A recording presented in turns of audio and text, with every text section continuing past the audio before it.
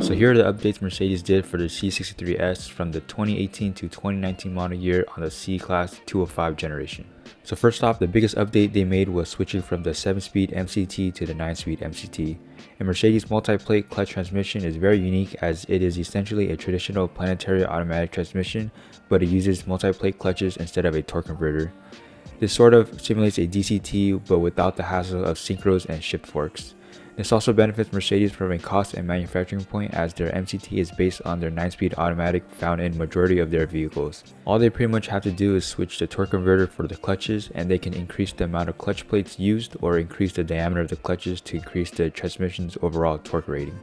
So the next update is a big visual difference from the pre-facelift, which is the new Panamericana grille, and it is now a staple design for Mercedes-AMG models, where the vertical slats make it look more aggressive compared to the two horizontal lines that make up the grille from the pre-facelift.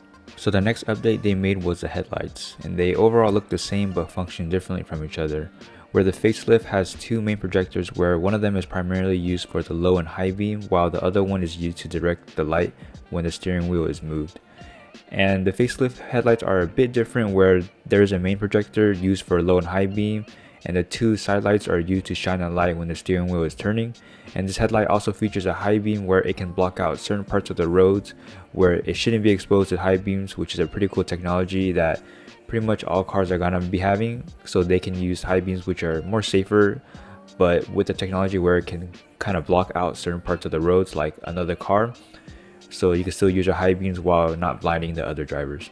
For the taillights, they're overall pretty much the same, so there's not really much to talk about.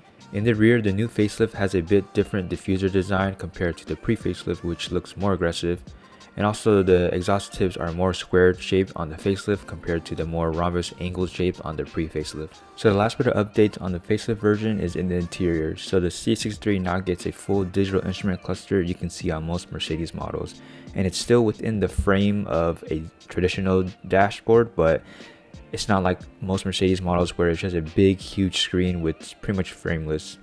And also the infotainment screen has a slight update in size where the overall it's much shorter screen height compared to the pre-facelift, but honestly it makes it look less tacky, but it's still pretty much tacky because it's just kind of a screen that's just there. So those are the updates on the new facelift C63 S. Of course, there's like some suspension tuning that they updated, as well as some additional options to get more money from the end buyer.